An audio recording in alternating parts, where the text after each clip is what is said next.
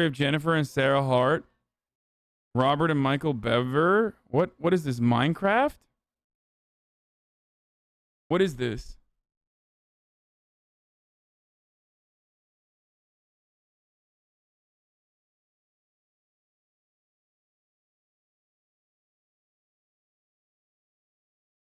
Robert Bever believed that society was useless and wanted to go out in a blaze of glory. His younger brother, Michael Bever, looked up to Robert and was willing to follow with whatever he had planned. This is Monsters. I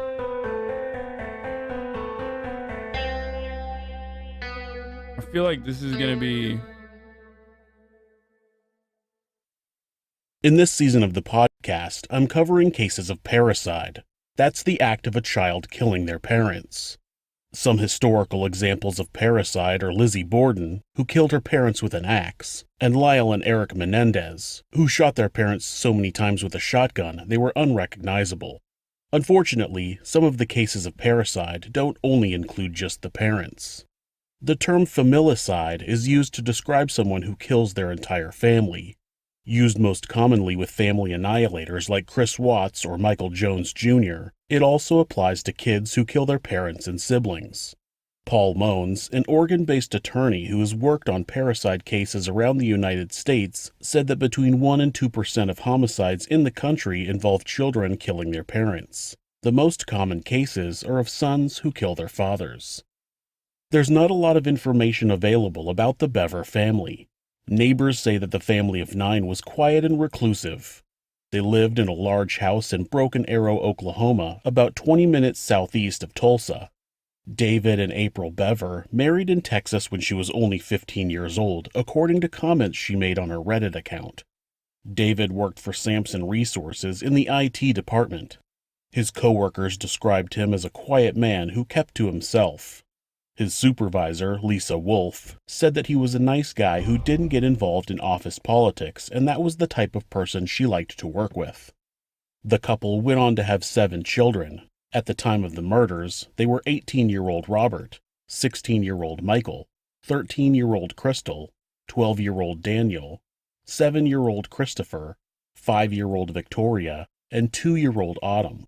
The youngest was born premature, and April created a non-profit called Autumn's Hope to raise money to help other people who had children who were born ill or premature.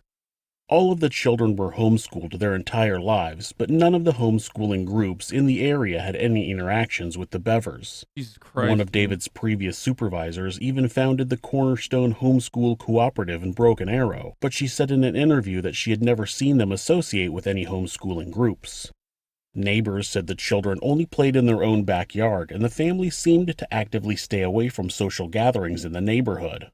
It seemed that the parents wanted to protect their children from the outside world.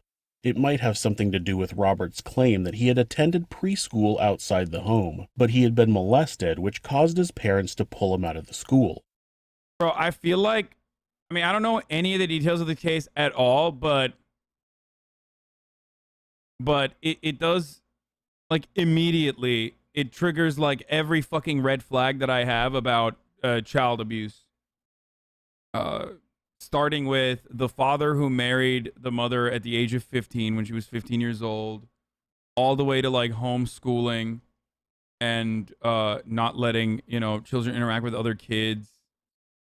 It does seem like there could be child abuse. I don't know yet. Starting with 7 children, I mean, yeah, that's a lot of kids. That is kind of weird, but still, I mean, it could just be Oklahoma, you know what I'm saying?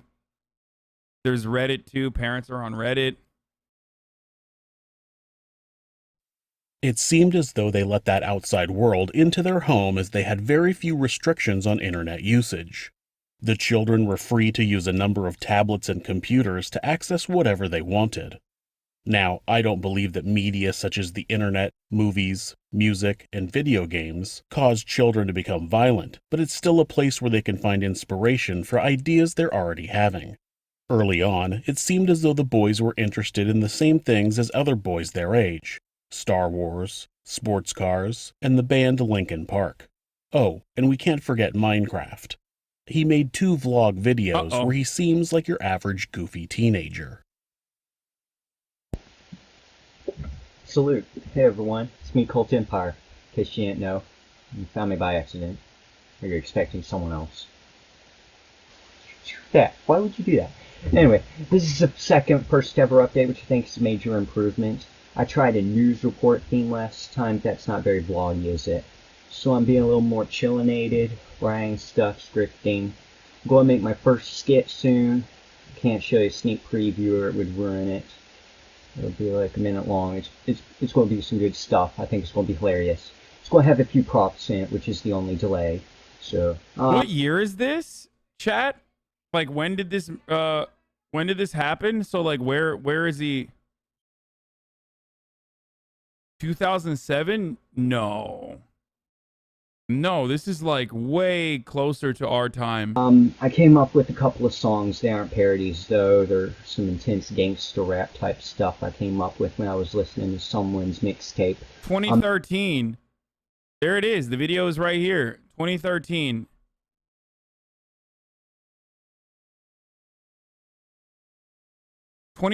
Is when he documented this.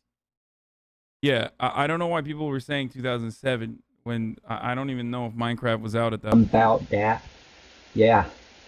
I had a parody song, but it's probably offensive, so I'm never going to upload it. Now I'm having to write a whole new parody song.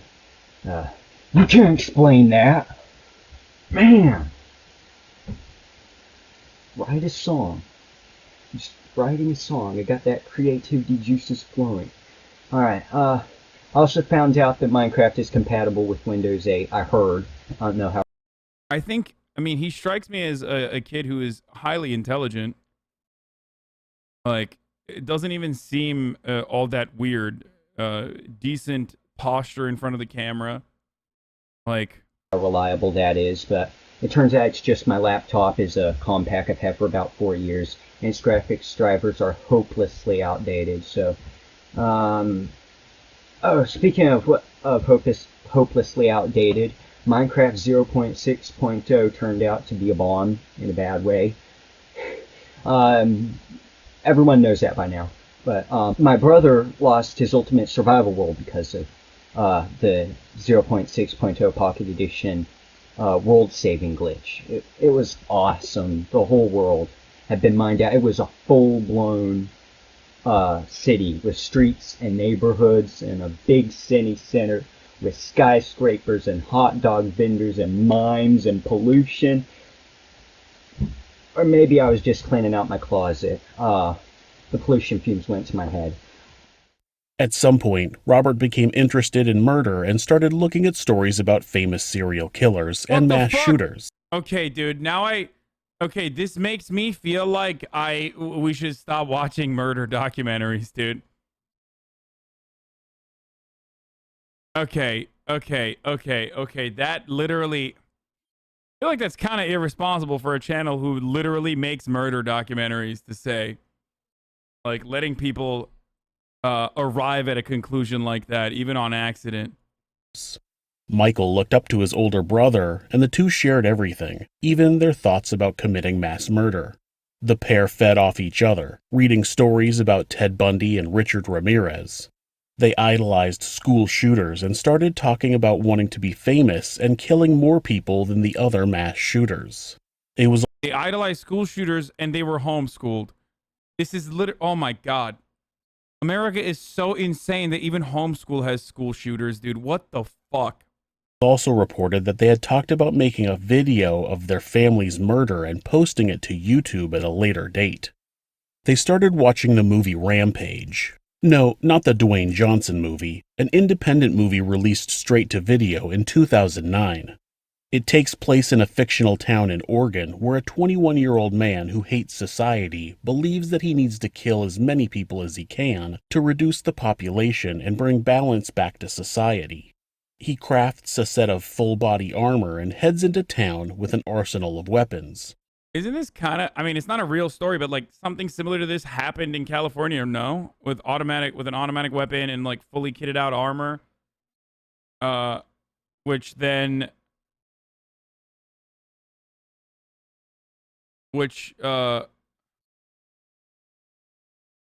It was a bank heist, though, I think. Yeah, they robbed a bank in Los Angeles. Yeah. Okay. Yeah, the North Hollywood bank robbery. That's what I was thinking of. Yeah, no, this is crazy. I mean, I don't know why he would. I don't know why he's kind of making it seem like a movie could get someone motivated to do such an act. It's a ridiculous take. Like, top of the hour ad breaks turn people into loving ads. You know what I mean? When we all know that that's not how it works. And there is a quick fix for the top of the hour ad breaks where you can, you know, subscribe or use VPN or an ad blocker if you no longer want to see the ads. And you can subscribe for $5 or for free with a Twitch Prime. So, you know, there is also that. But here's the 1 minute ad break now.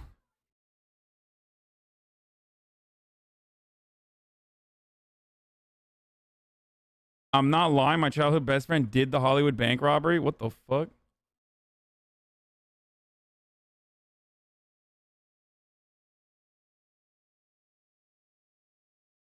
He bombs the police station and then kills as many people as he can. The worst part about the movie, spoiler alert, just in case you want to watch it. This isn't real. Trust me, you don't want to watch it. Is that he gets away with it. He somehow frames his only friend, and at the end of the movie, he takes off to go commit another killing spree somewhere else. The movie... Yeah, the robbery, the North Hollywood robbery is literally the reason why automatic weapons were banned. Became a source of inspiration and helped the two cultivate their ultimate plan. They didn't just want to become famous for mass murder. They wanted to be famous for having killed the most people. They wanted to travel across the country, racking up a kill count in the hundreds. Did you guys talk about being on the news and getting to see each other on TV and stuff? Yeah. What kind of things did you say and talk about? Mostly about how we were planning on killing more people. Yeah. Talk. And we become famous, we get on Wikipedia lists. Oh, okay. Things, people. That'd be a big deal, yeah. I mean, do you think they might even make a movie or something, or a TV show? I don't know about a movie or TV show, but... Did you guys talk about that? Yeah, it's definitely documentaries and stuff. He just wanted to be famous. What did you want? Me? Mm-hmm. You keep talking about what he wanted. What did you want? No, I just want to get my winners spoon. Get a job. But you, I mean, your big brother's telling you he wants to be famous, and you guys are making these plans. Surely you want some of that fame too, right? Yeah, I do want to do it with him because, like, he's going to do it no matter what. He says if I don't do it with him, they'll just kill me too. They specifically wanted a Wikipedia page about themselves. Ironically, if you search for them on Wikipedia, you won't find any articles specifically about them.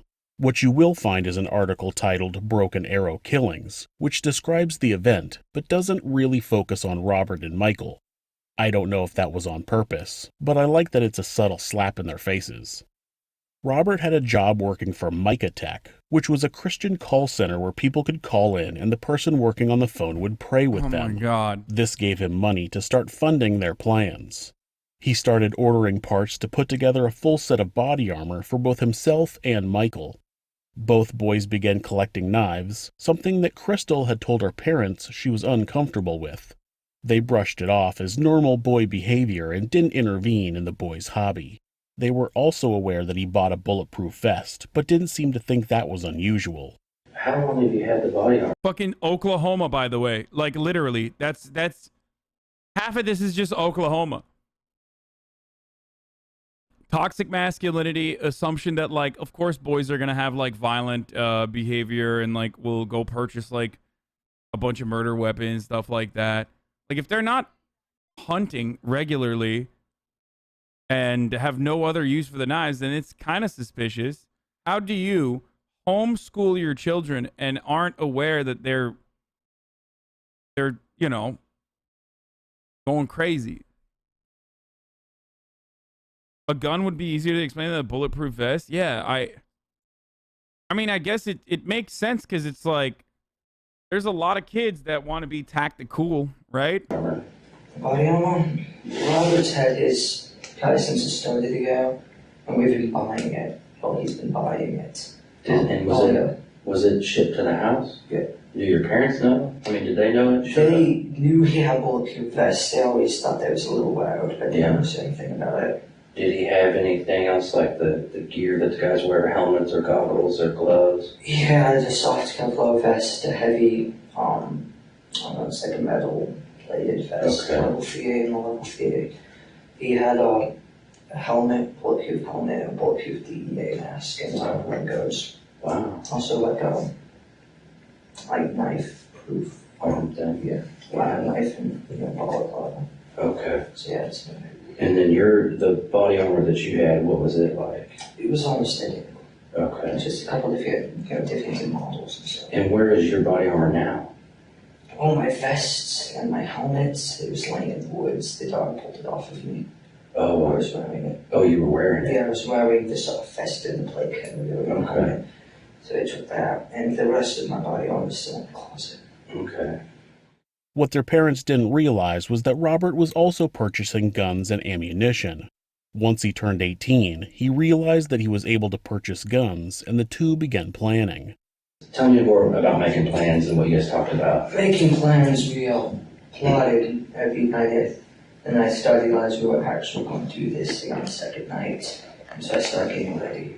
When was that? You second night? What do you mean? July 1st. Okay. Because we started June 30th. That's when you... Again, normal Oklahoma behavior to be able to purchase weapons, you know, just can't purchase beer, can purchase weapons. Very normal, very cool stuff. You started making the plan? Yeah, that's where we found out you could buy guns legally. I see. Did you guys make drawings or write things down? Or I think he had a journal. It basically had his ideas down. I think it's under his bed. Under his bed? Check there. Is it like a journal, like a notepad, or like a book? It's like a blank book. Okay. Blank black book. I think it's like a little case or something. So you think he wrote stuff in there? Yeah, I think he was planning in it. So then the second day you said that's when you realized that it might actually happen? Yeah. What made you realize that? How serious he was. I mean, he was going through, he started planning on taking all of his money out of his bank and throwing away all of his stuff, so you know. Why did he want to do it? To kill people? Yeah. Well, mainly two reasons, I think. It's because he just, he says he hates everyone. He thinks society is pointless, and so he wanted to kill people. Now, And also he wanted to, beat the kill, amount of other famous people like Columbine and James Deacon Holmes. It sounds like Robert was able to purchase guns online and have them shipped to a gun store where he would be able to pick them up. At some point before the murders, a gun store employee called Robert to let him know that a shotgun and 2 Glock pistols were ready for pickup. He planned to pick them up the day after the murders. Robert then ordered thousands of rounds of ammunition to be delivered to their house. Now, you may be asking, how are his parents not going to notice thousands of rounds of ammunition showing up at their home? Well, that was the beginning of the plan. They were going to murder their family and use the house to receive the ammo, then steal the family's GMC Yukon and go on their road trip. I moved to Italy from here, and I don't know if that was a good decision. What do you mean? You moved away from America to Italy, and you don't know if it was a good decision? While we're watching a fucking video about how easy it is to purchase guns in Oklahoma?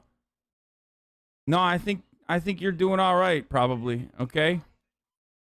Did I misunderstand it?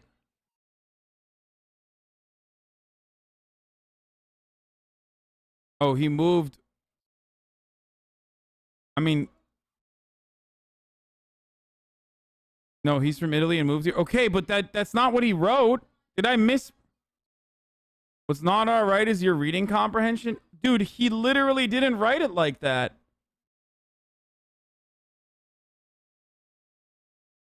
Did I misread it? He did? I could have misread. I thought he actually said... Wait. I moved to Italy from here, and I don't know if that was a good decision. Fuck you, chat. Absolutely fuck you.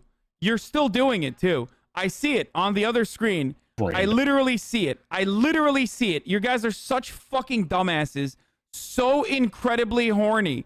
So incredibly horny to just be like, streamer is so stupid. Streamer is so stupid. Smooth brain Hasan. Like, 6 month subscriber, Smooth brain Hasan. No, he wrote it right, says Bayran. 13 month subscriber. Why the fuck are you so fucking horny to just be like, you misread Keck W?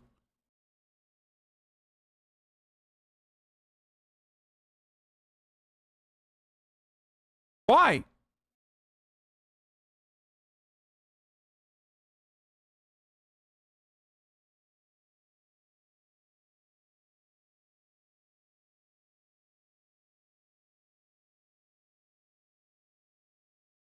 Chat is genuinely embarrassing as fuck more and more.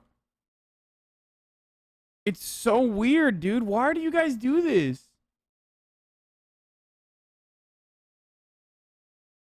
It is fucking remarkable that, like,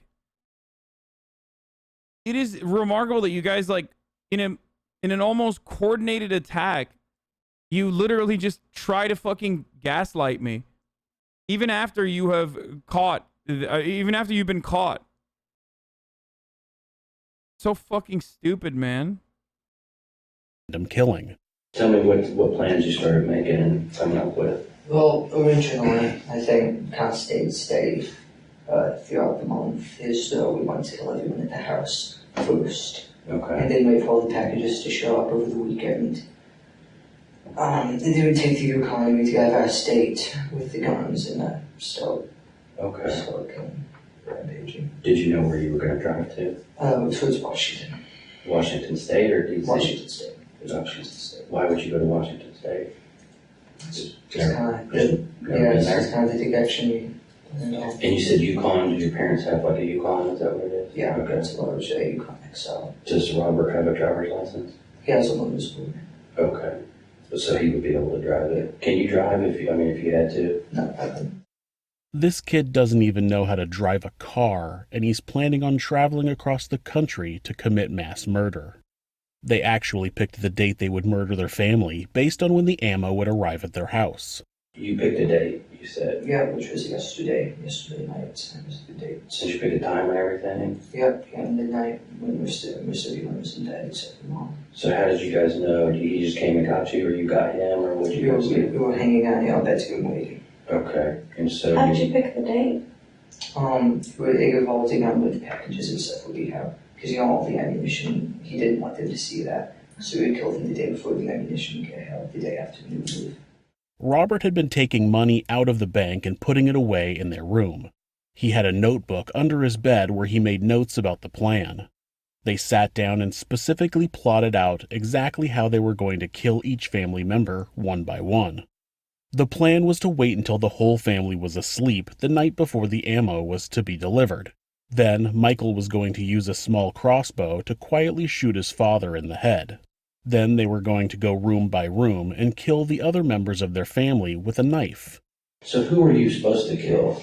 I was supposed to take my pistol crossbow. We were supposed to shank his soul. She was supposed to die quietly. Yeah, she was going to be the first one, she was. And then Robert would go in, slit Mom's throat, push her over with him. We both go in and crawl. Because it was supposed to be like quiet. Right? Yeah, it was supposed to be with it. And then I would go upstairs and shoot David, Dad, and the guy with my pistol crossbow, which would kill him. And then Robert would go over and kill him. Okay. So did you use your crossbow at all? No. The only time I ever heard anybody. I got it. Yeah, you made a mistake. Okay, it's fine. It's fine. You already made a mistake by moving to Oklahoma from Italy. But and then you made another mistake in the chat. It's all good. Don't worry about it. I read it correctly. I'm more upset with the way that, like, this community, I'm more upset with the way that this community literally fucking acts like, so Hasan is wrong. No, I read it correctly, and I said, why would you do that? And you guys said, no, She actually didn't write that. And now chat is still saying we're right. Dude, you guys are so weird, man. Why are you guys so fucking weird?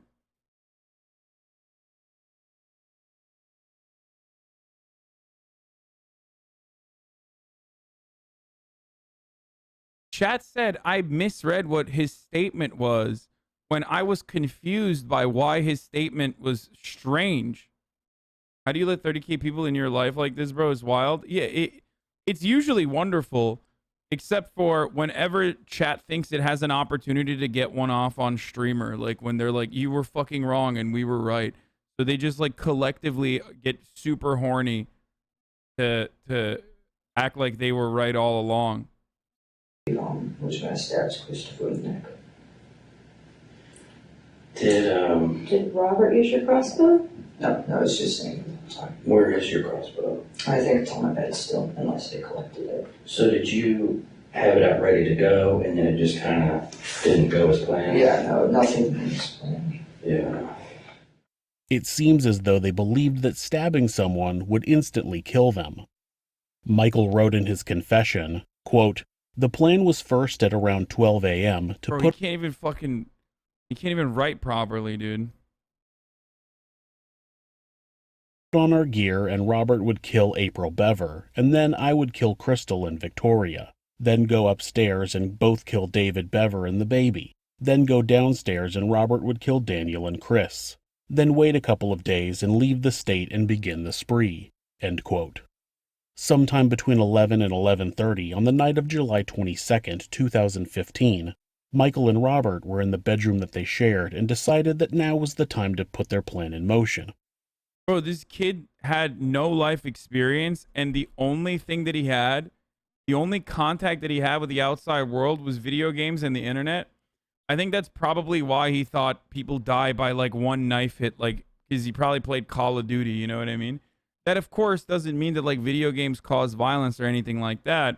But if the only outside world interaction that you have is like uncontrolled internet access and video games, then you know you're gonna develop a very weird understanding of how everything works, especially if you're also simultaneously being homeschooled and they're not even letting you around other children. According to Michael's account, he went out into the living room and told his sister, Crystal, that he wanted to show her something on his computer. As she came into the room and stood by Michael's desk, Robert attacked. So she sat down at your desk, and he slit her throat, you said? Well, she was standing at my desk and came up behind, and so... I don't mean to like ignorantly give the game away, but I heard your name gets passed around in chat rooms so they can try and bait you often. Don't react, maybe. I don't know. What chat rooms? Let me know. With you, and then she fell down screaming. And then he stabbed her some more? When he was stabbing her some more, where was he stabbing her? Her neck. Oh, her neck. Her neck and her stomach. Stomach, okay. And then my mom came in, and she started yelling, "Call the police, get dad." And then he came over and started attacking her. He actually got up and ran out the front door. Wow. And once mom was on the ground, he got up and started chasing after her. And what were you doing? Did you come out in the hallway? According to Crystal, she had gone into their bedroom on her own to tell both of them that their mother wanted them to do the dishes. When she went in their room, she saw them putting on body armor and that they had an assortment of knives laid out on the bed. She heard Michael say, quote, "Should we do it right now?" End quote. To which Robert replied, quote, "Yes." End quote. Michael asked Crystal to look at something on his computer, and when she did, Robert came up behind her and slit her throat. Robert was under the impression that slitting her throat would kill her quickly and silently, but a lifetime of action movies had lied to him, and Crystal began screaming. The screams from Crystal alerted their mother, and when Robert turned his attention to her, Crystal was able to run out of the room. The girl was able to get out of the house and collapsed in the driveway. April began screaming for someone to call the police before Robert began stabbing her with the same knife and eventually pushed her into the kitchen where he continued stabbing her in the neck. At this point, the house erupted into chaos. After Robert was finished with his mother, he went out the front door, grabbed Crystal, and dragged her back onto the front porch.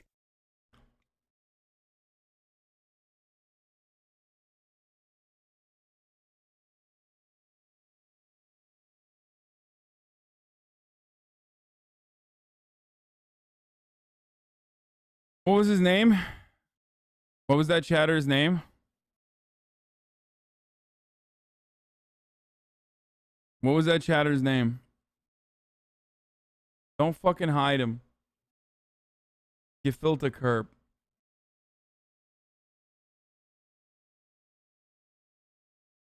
He then went to find the younger kids and told Michael to bring Crystal back inside. Dumbass. Michael dragged his sister back into the house and left her lying in the entryway.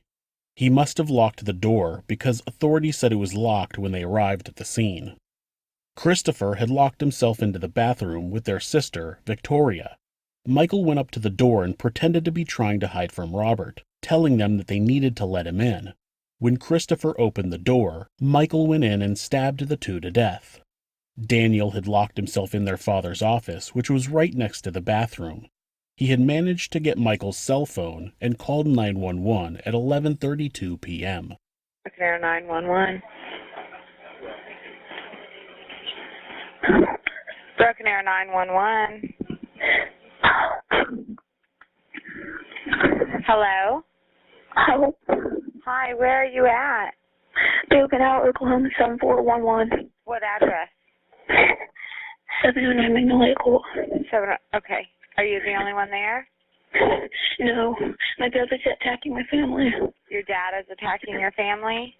No, my brother. Okay, who's attacking your family?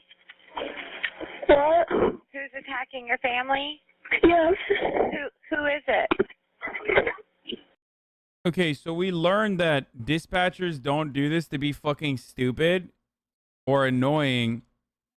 They do this so they keep you... No, the dispatchers do this on purpose so they keep you on the line. One, to keep you hyper-focused on them rather than their surroundings and not fucking freak out and do something bad. And two, so that they can actually keep them on the line to triangulate their location.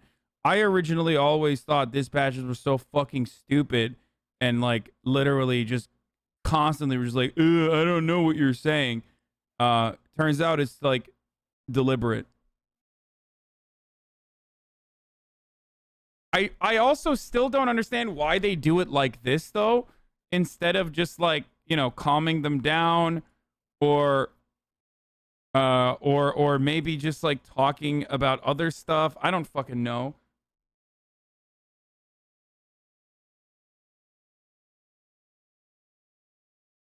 Like, I feel like there's a better way. I feel like there's a better way to do this rather than just like, I don't know. Wait, who's attacking your family? Who's attacking your family? Who's attacking your family?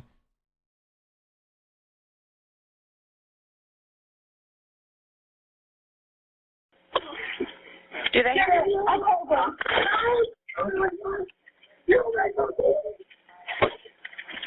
Like what? How is the weather? Are you in a safe location right now? Is it possible for you to get to a safe location right now? But I get that could be a legal hurdle too, though, probably, because that could be seen as like giving advice. But I mean, there's a bunch of stuff that you could definitely ask. How many people are there? How many people are in the house? Are you injured? Instead of just like asking the same question over and over again. How does that help? Are you there? Hello? Hi, what's going on there? What's going on there? Hello? Hello?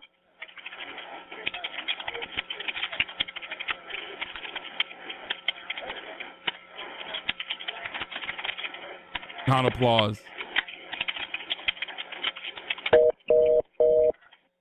Michael used the same ruse to get Daniel to open the door, and when he did, he took the phone from him and smashed it.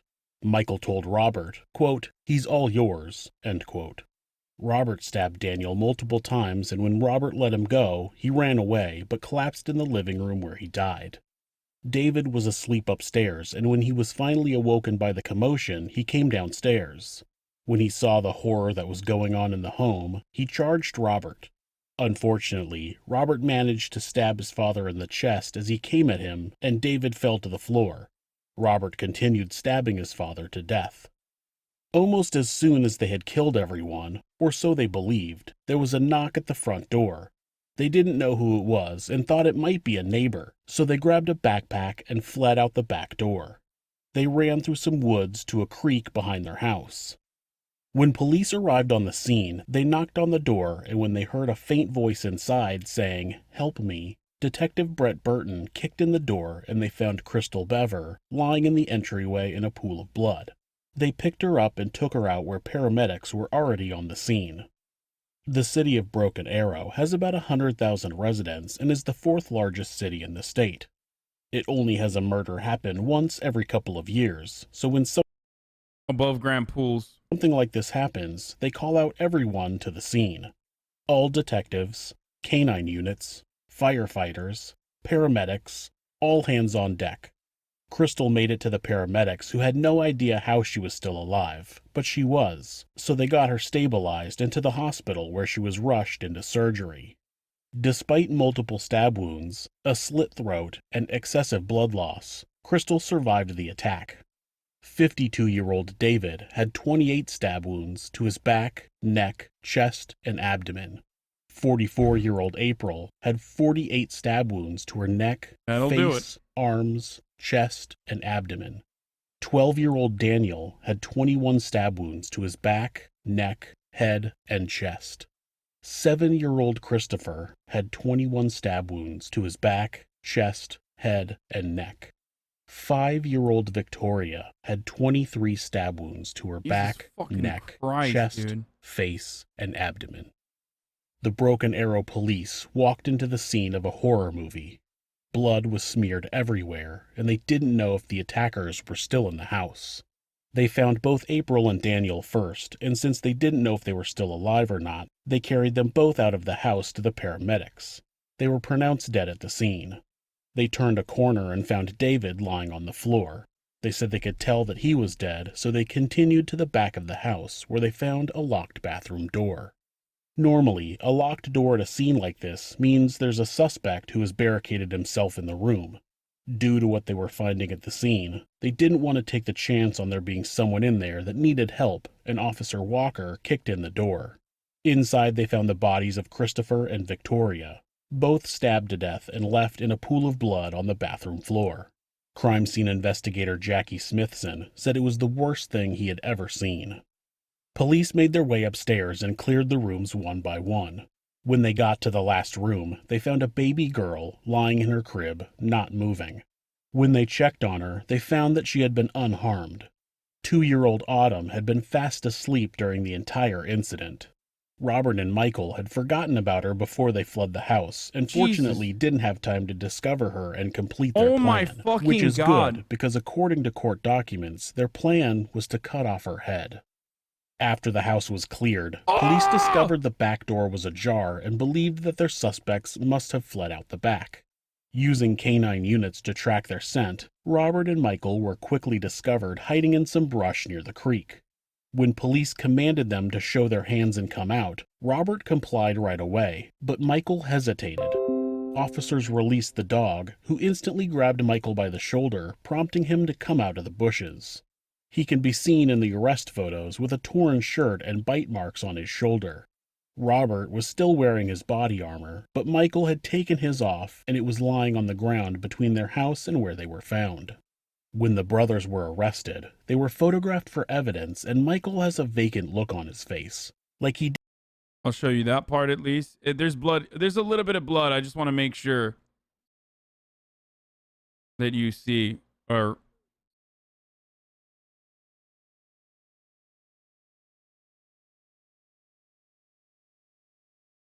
Dude, how the fuck do you do this to your own family? I mean, there's got to be a look. I mean, there's definitely, look, I'm not victim blaming, but given how young these kids are, given how young they were when they engaged these sorts of actions, like, and how gruesome the fucking murders are, it's a little bit different than what the Asian girl had done to her parents and like with her boyfriend.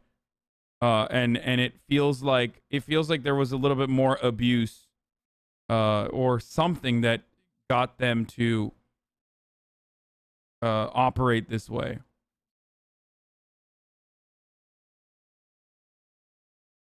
Jennifer Pan, yeah. They didn't really talk about this, but like, I mean, it could be pure psychopathy, but He anyway. didn't really care one way or the other that he just murdered his family. Robert, on the other hand, actually looks quite happy. He has a smirk on his face like he just passed a test. As police went to put them in separate patrol cars, Robert looked over at Michael and said, quote, "It's been a pleasure. I'm proud of what I've done." End quote. On the night of the murders, a neighbor, Julie Wallace, informed police that the family had a dog. Their Dachshund Chihuahua mix wasn't found until later the following afternoon, and she was given to Julie to care for. Julie said that the dog, who she has since renamed Sally, is still frightened anytime they're screaming on the television. Back at the police station, both Robert and Michael talk openly about their plans. For reasons I couldn't find, Robert's interrogation was sealed, but Michael's remained available. While talking to detectives... Oh, yeah, no, they didn't want to just kill their own family. They wanted to kill a bunch of people. I'm saying that, like, you don't become a psychopathic mass murderer without, like, some kind of neglect or abuse, usually. Like, there has to be a little bit more than just, like there has to be something that had to have been a trigger, you know? Detective Burton, he tried to downplay his involvement in the murders. His story involves Robert running around the house stabbing everyone with himself just standing by. He disabled the home alarm when Crystal went out the front door and helped bring her back into the house. Eventually, he admits to stabbing Christopher once, but tries to say that Robert did everything else and he only participated because Robert said he would kill him if he didn't. So everybody that you killed and every single stab wound that you inflicted, we're going to know about. And this is your last chance to just kind of let us know, to be honest. Why did Charlie Watts kill his family then? There's a motive there. There's a motive here too, which is fame, which is not the same as a motive for Charlie Watts, who wanted to get away from his family with his and start a new life. Or a motive for Jennifer Pan was like collecting life insurance money, or Charlie Watts, sorry, Chris Watts. There was I thought the person said Charlie Watts, so I was just reading off what he was saying. Regardless. Chat, fucking calm down. I misspoke, man. Jesus Christ, what the fuck's going on, dude?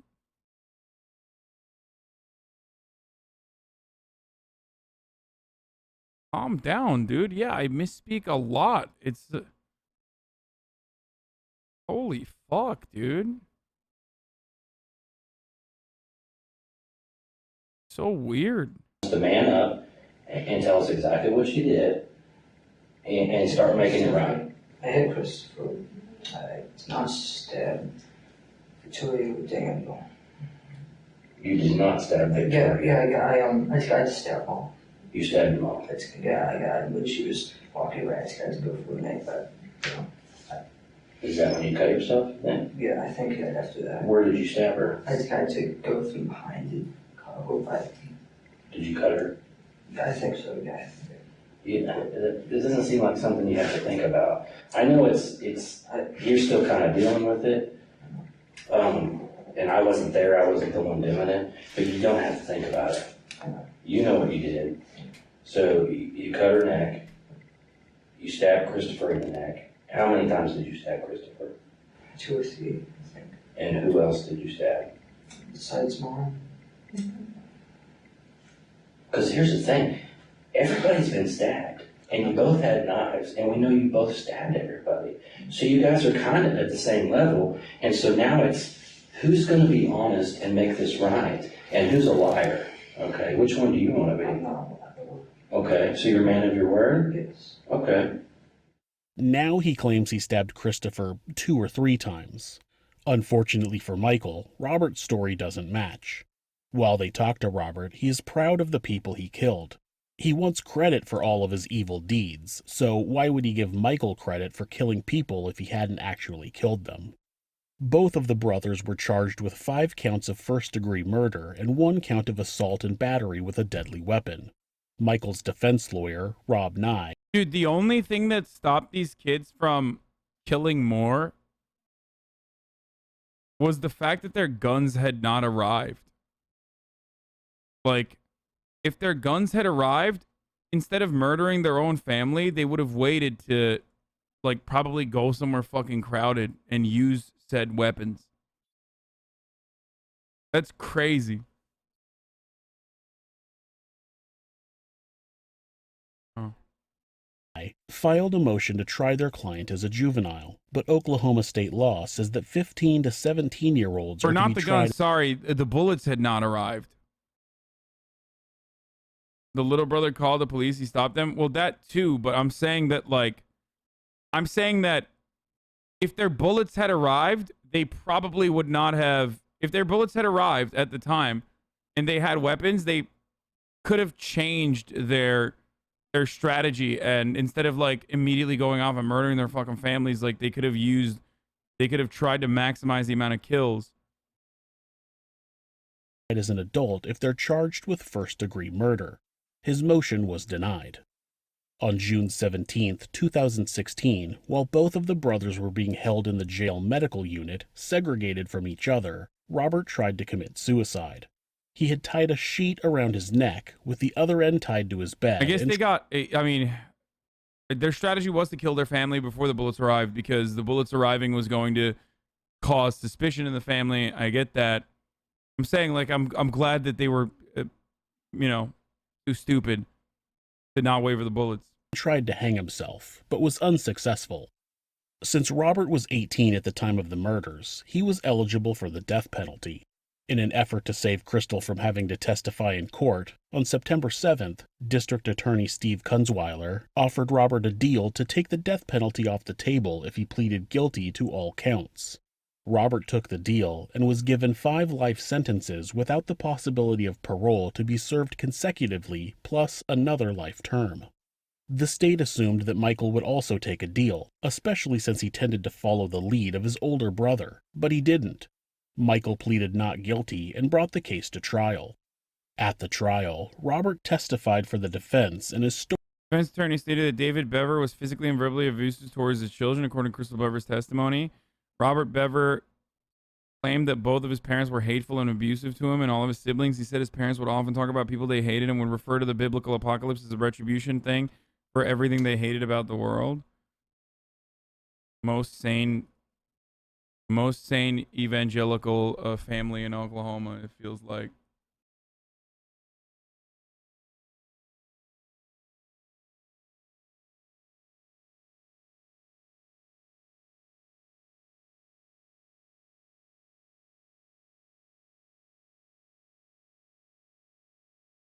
Story did not match what he said during his interrogation.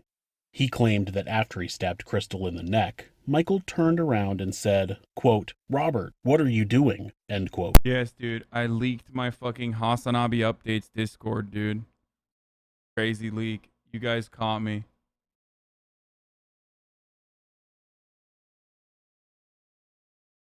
Y'all are being so annoying today, dude. What the fuck? He told the jury that Michael had only convinced the younger children to open the locked doors, but never stabbed anyone. Michael's knife had his own blood on the handle. He said in his interrogation that he thinks he cut himself when he stabbed his mother. The knife also had blood from his mother and his father. Michael had claimed that Robert had killed their mother, which gave Crystal time to run away, but according to testimony from Crystal, Robert immediately ran after her and caught her in the driveway, and Michael is the one who killed April. Both Robert and Crystal testified that there was physical abuse in the house. Robert described his father yelling at Michael about his speech impediment. He claimed that one time, out of frustration for Michael's stutter, he shook the boy and yelled, quote, "Stop and don't talk until you can speak clearly," end quote. He said there were occasions where David would punch or kick Michael. Crystal said that David threw the kids across the room in the past, and one time overheard her parents talking about being too rough on Robert and Michael when they were younger. So the reason why I said there had to have been at least some kind of abuse, and I was right, is because oftentimes, like, kids who are psychopathic don't fully manifest into like those tendencies or don't fully develop into like exercising those urges that they might have as violent psychopaths do before they get to like an older age, like 25 to 27 is when a lot of people start developing, or rather a lot of people start experiencing the mental health complications that they have. So when you see someone who's like that young, that could have accelerated the process for them. You can't be diagnosed with ASPD/psychopathy until age 18. Before 18, you get diagnosed with conduct disorder usually. They didn't just kill their... I'm not saying they were... Guys. I'm not saying that these kids were looking to avenge their abusers, like they were looking for vengeance. I'm saying that their abusive parents must have triggered like at least psychopathic behavior in one of the kids.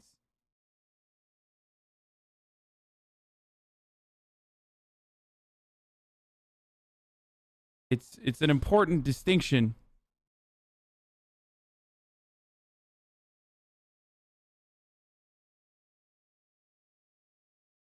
Robert believed that his parents were paranoid and wouldn't let them be around any strangers. They had cameras around the house, but the cameras didn't record. They just allowed David to monitor the house from his phone at all times. On May 10, 2018, Michael Bevers was found guilty of 5 counts of first-degree murder and 1 count of assault and battery with a deadly weapon. Michael was scheduled for sentencing on July 24th, where he made a statement saying, quote, "Every minute and every second, I've been thinking about what I could have done different and what kind of life I could have had with my family," end quote. Judge Sharon Holmes put off sentencing until August 9th in order... It does feel like he was totally just following the lead of his brother, and his brother like was the one who... I mean, it's obvious that the YouTuber wants us to feel that way too, because of the way that he described how different each kid looked when they got arrested, but... to give herself more time to think about her decision. When August 9th came, the judge sentenced Michael to 5 life sentences with the possibility of parole, plus a 28-year sentence for the attempted murder of Crystal, but the sentences are to be served consecutively, so it's likely he will spend the rest of his life in prison. This sentence went against the jury's recommendation to give Michael a chance at parole after 38 years, and the defense believed it violated state rules against sentencing juveniles to life sentences. Michael's lawyer filed an appeal on the grounds that 5 consecutive... That doesn't mean he's innocent, boys. He stabbed his fucking baby sisters. Like, he participated in the stabbing of his parents and his sisters. Okay? That's not an excuse. I'm not giving any sort of excuse here to either of these kids. Life sentences, even with parole, is still in fact a life sentence. People under the age of 18 are unable to be sentenced to mandatory life sentences on the grounds that it violates the 8th Amendment's prohibition of cruel and unusual punishment. I would argue that being stabbed to death is cruel and unusual punishment. Why is Michael immune from receiving the same sentence he carried out on his own family? Supreme Court Judge Gary Lumpkin said that children accused of multiple violent crimes should not get a volume discount on the sentence imposed.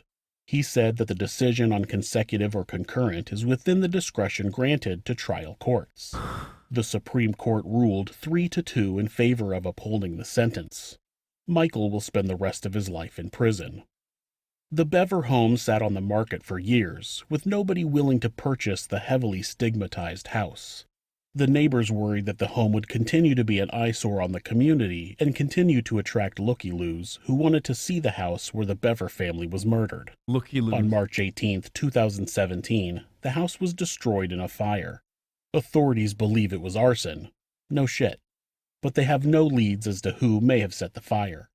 A month after the fire, the city of Broken Arrow raised the funds to purchase the property where the Bever home sat and turn it into a memorial garden. The park that we have designed, the park department has designed, is a place that brings healing and tranquility. So we hope that eventually the first responders that came to this property and even maybe years from now, the siblings that survived could come by here in remembrance of the family members lost and provide some. Bro, I fucking doubt any of those siblings want to be around.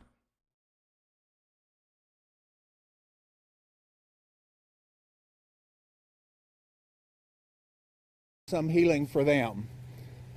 I just want you to know that in Broken Arrow, 2 of the siblings survived. The first, like, I think older sister survived having her throat slit, and then the young baby that was in a crib that they forgot about, luckily.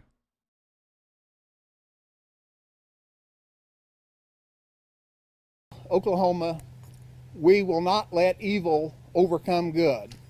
And I just wanted to finish with a quote that I found that says, good will always prevail over evil, no matter how much evil attempts to break you.